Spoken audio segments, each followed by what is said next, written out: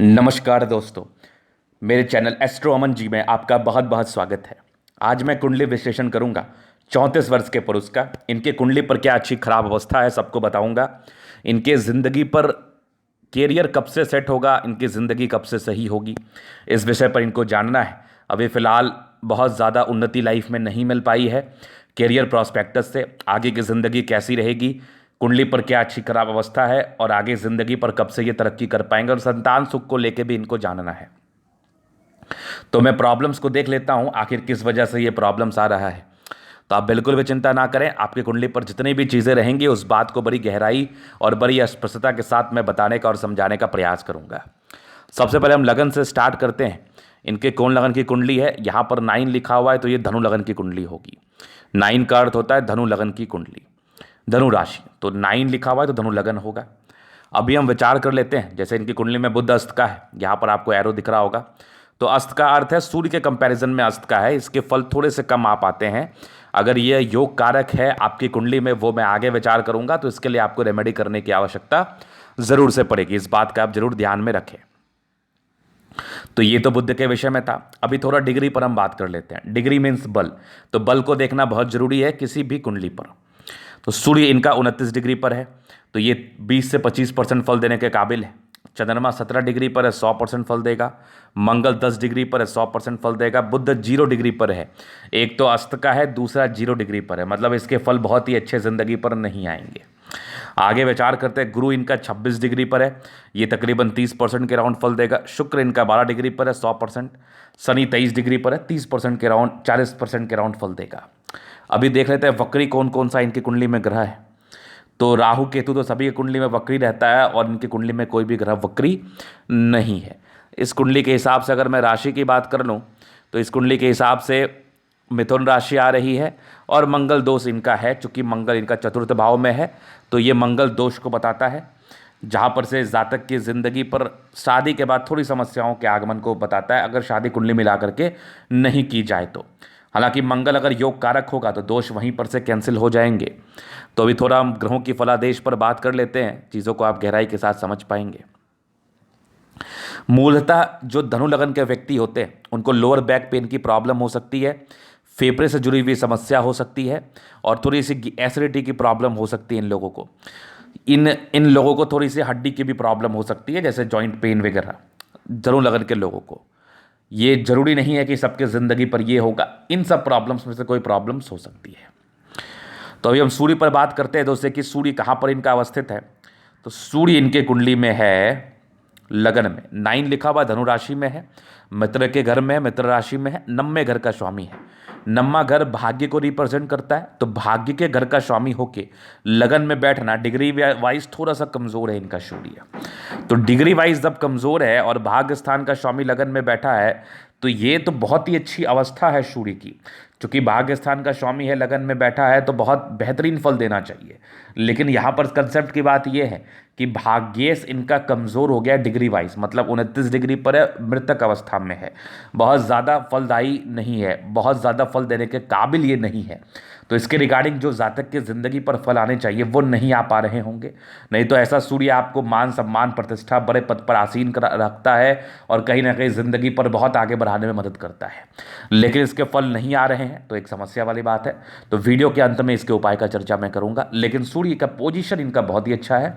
हाँ, अगर इसकी हम डिग्री को इंक्रीज कर देते हैं, डिग्री को इंक्रीज करने के लिए जो रेमेडी है वो मैं लास्ट में सजेस्ट करूंगा, तो फिर सूर्य के बहुत सुंदर इनके जिंदगी पर फल आने लगेंगे, क्योंकि सूर्य इनका भाग्य से है, नवमा घर भाग्य स्थान होता है।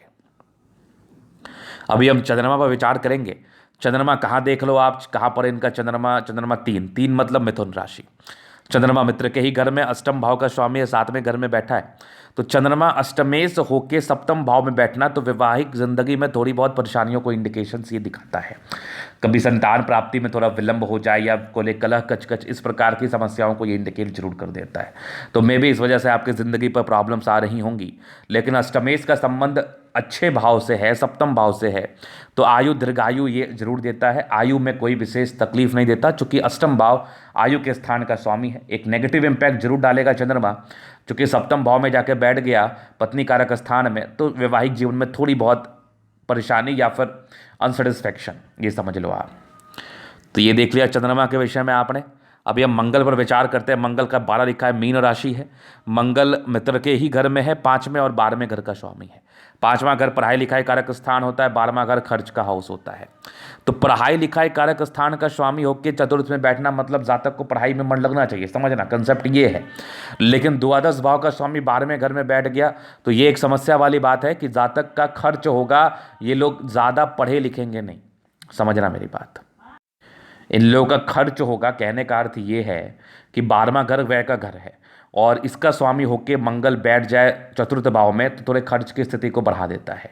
ज़्यादा खर्चीले प्रवृत्ति के होते हैं और पढ़ाई में कम इंटरेस्ट होता है। दिमाग तेज होता है लेकिन पढ़ाई में कम इंटरेस्ट होता है, जॉब किसी और फील्ड में होता है, कंसेप्ट ये है। लेकिन पंचम भाव का स्वामी अगर चतुर्थ भाव में बैठ जाए तो संतान प्राप्ति के योग को भी बढ़ाता है, साथ ही साथ जातक का कैरियर भी पढ़ाई लिखाई में होता है। तो यहाँ पर थोड़ा कन्फ्यूजन में आप पड़ गए होंगे, तो अब यहाँ पर बात को समझना है। ये योग तभी एप्लीकेबल होगा जब मंगल पर कोई खराब दृष्टि ना हो। तो इनके जो है ना मंगल और राहु की युति है, तो ये ग्रहण दोष का कहीं ना कहीं निर्माण कर रहा है। और राहु 22 डिग्री पर, डिग्री वाइज बली है, तो तगड़ा दोष, मतलब मंगल के जो इफेक्ट और साइड इफेक्ट आने थे तो इफेक्ट को तो खत्म कर दिया, साइड इफेक्ट को इंक्रीज कर देगा, क्योंकि दोष वाली स्थिति है। और मंगल इनका पंचम भाव का स्वामी है, जो संतान प्राप्ति का घर भी होता है। संतान सुख इससे इंडिकेट भी किया जाता है, तो संतान सुख में किसी न किसी प्रकार की कमी को ये बता देगा। लेकिन और यहाँ पर से एक चीज़ और गड़बड़ कर देगा कि पढ़ाई लिखाई में खासा इंटरेस्ट ऐसे लोगों को नहीं होता है, मतलब पढ़ाई लिखाई से जुड़ा हुआ कैरियर नहीं होता इनका, क्योंकि मंगल इनका थोड़ा गड़बड़ है।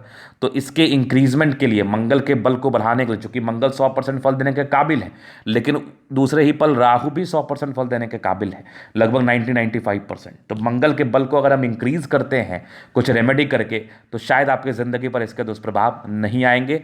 और मंगल और चंद्र का अवस्था होना केंद्र में, ये एक बड़ा राजयोग माना जाता है, जिसको हम लक्ष्मी योग कहते हैं, महालक्ष्मी योग कहते हैं। चंद्र मंगल की युति या दृष्टि संबंध हो तो महालक्ष्मी योग को हम कहीं ना कहीं देखते हैं किसी भी कुंडली पर, या फिर केंद्र में अवस्थित हो दोनों ग्रह तो महालक्ष्मी योग को हम देखते हैं। और कहीं ना कहीं सूर्य मंगल और गुरु की पूर्ण दृष्टि पर चंद्रमा, तो ही मंगल की दृष्टि पर चंद्रमा तो जरूर है।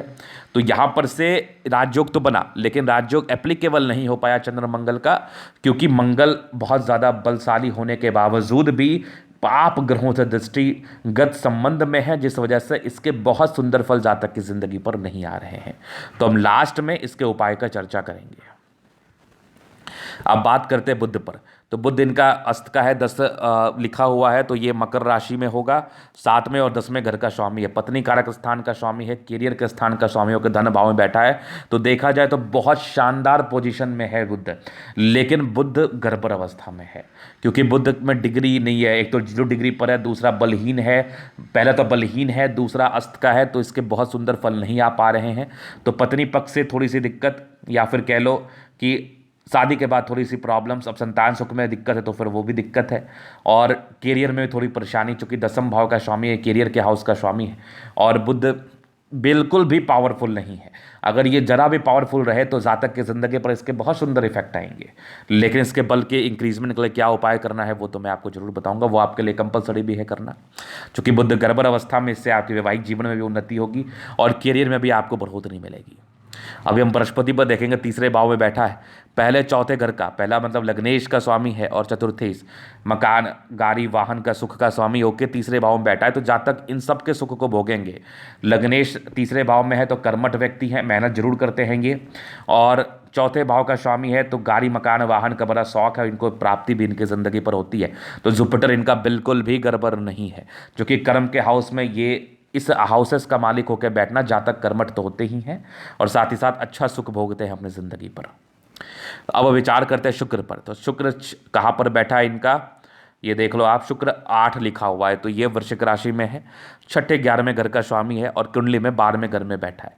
तो 6 हाउस का स्वामी होकर 12वें घर में बैठना, 6 हाउस रोग ऋण कर्जा का घर होता है, तो ये विपरीत राज्यों के कंडीशंस में है, क्योंकि कुंडली में 6, 8 और 12 ये त्रिकस्थ हाउसेस माने जाते हैं।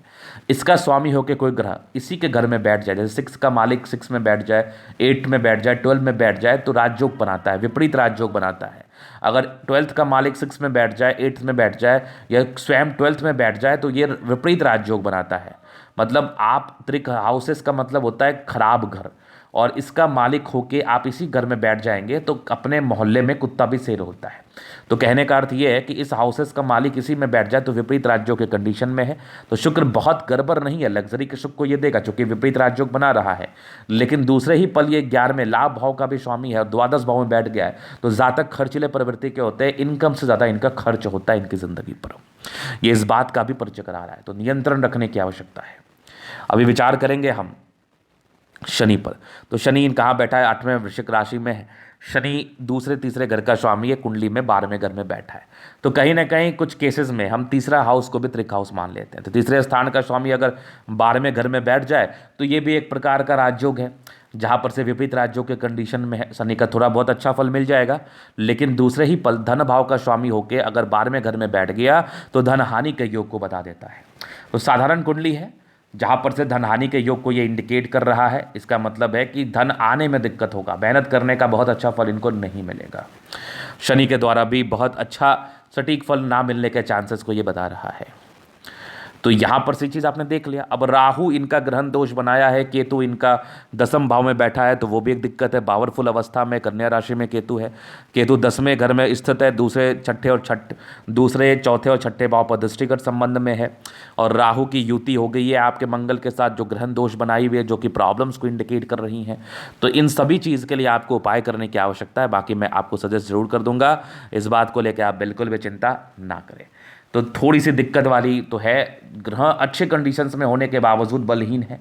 कुछ ग्रह तो आपके धन देने के लिए बैठे हुए हैं लेकिन धन देने में असमर्थ है, क्योंकि बल वाइज बहुत ज़्यादा इम्प्रूव नहीं दिख रहा है, बल वाइज बहुत अच्छे नहीं है।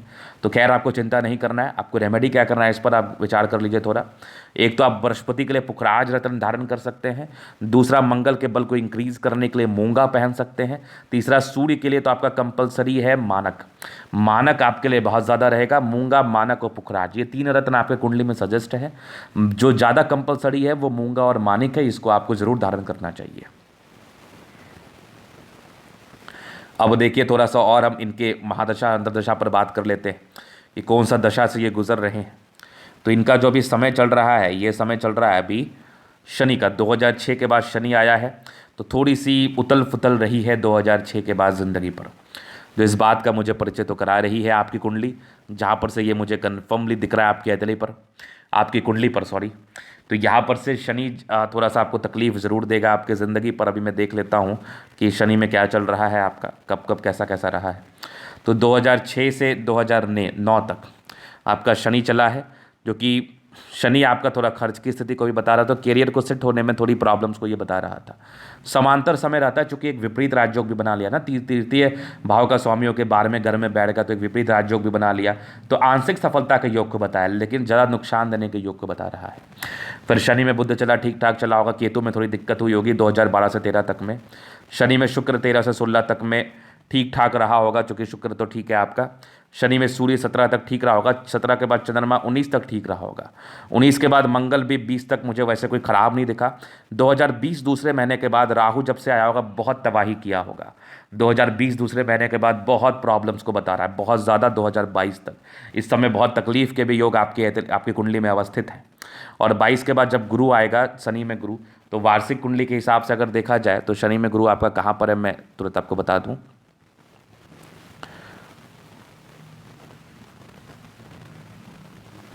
वार्षिक कुंडली के हिसाब से इनका शनि में, जिनका गुरु तीसरे भाव में है और शनि इनका तो तीसरे स्थान पर है, तो विशेष तकलीफ तो नहीं होना चाहिए। हाँ थोड़ा मेहनत जरूर कराएगा, लेकिन बहुत खराब समय आपका नहीं रहेगा। वार्षिक कुंडली के हिसाब से बहुत ज़्यादा खराब समय तो नहीं रहना चाहिए, चौथे स्थान पर है सॉरी, तो बहुत ज़्यादा खराब समय तो नहीं रहना चाहिए।